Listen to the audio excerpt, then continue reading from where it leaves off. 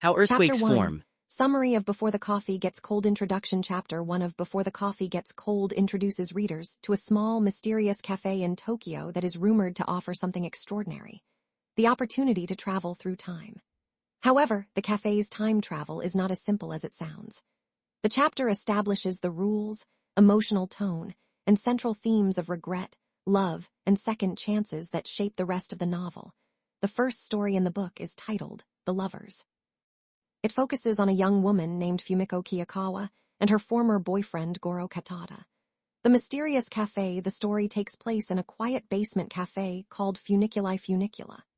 The cafe has existed for many years and has become the subject of an urban legend because of its unusual ability to allow customers to travel through time. Many people hear about the cafe and become curious, but few actually visit. Even among those who do visit, many leave disappointed because the time travel comes with strict rules that make it far less powerful than people imagine. Some of these rules include: you can only travel to a time when someone was sitting in the cafe. You cannot leave the cafe while in the past. No matter what you do, you cannot change the present. You must return before the coffee gets cold. These restrictions seem frustrating, but they are essential to the novel's message. Time travel is not presented as a way to rewrite history, but as a way to gain understanding, closure, and emotional healing. Fumiko's Regret. The chapter introduces Fumiko Kiyakawa, a successful and independent young woman. She works hard and takes pride in her career. Her biggest regret concerns her relationship with Goro Katada. Goro and Fumiko had been dating for several years. Although they cared deeply for each other, their personalities often clashed. Fumiko was ambitious and focused on her work, while Goro was more reserved and thoughtful. One day, Goro told Fumiko that he had accepted a job opportunity in America and would be moving there for several years. Instead of responding honestly and expressing her feelings, Fumiko reacted coldly. She assumed Goro would reject the opportunity if he truly loved her. During their conversation, she became upset and dismissive. Goro eventually left. Only after he was gone did Fumiko realize how much he meant to her.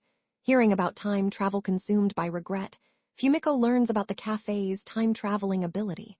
At first, she is skeptical. The idea sounds ridiculous. However, her pain is so strong that she decides to investigate. When she arrives at the cafe, she is greeted by the staff and learns about the complicated rules governing time travel.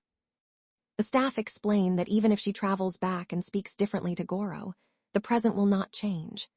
Goro will still have gone to America. Their relationship will not magically be restored. This revelation frustrates Fumiko. She wonders what the point of traveling to the past could be if nothing can be changed. The cafe staff patiently explain that people do not always travel to alter history. Sometimes they travel because there are things they need to say. Learning, the significant portion of the chapter is dedicated to explaining the cafe's unusual rules. The most important rule involves a mysterious woman who always occupies a particular seat in the cafe. To travel through time, a customer must sit in that seat when it becomes available. Other rules include the traveler must remain seated. The traveler can interact only with people who visited the cafe. Nothing done in the past can change the present. The traveler must return before the coffee becomes cold. These restrictions create tension and force characters to focus on emotional truths rather than fantasy solutions. Fumiko becomes increasingly disappointed. She wanted a chance to fix everything. Instead, she is being offered only a conversation. Yet the more she thinks about it, the more she realizes that a conversation may be exactly what she needs.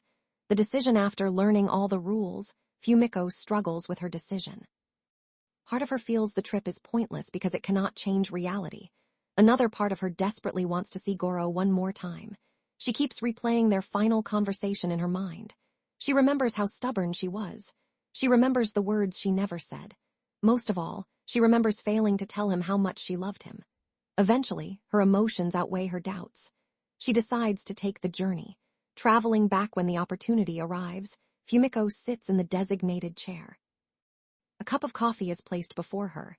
The cafe staff carefully explain that she must finish her business and return before the coffee cools.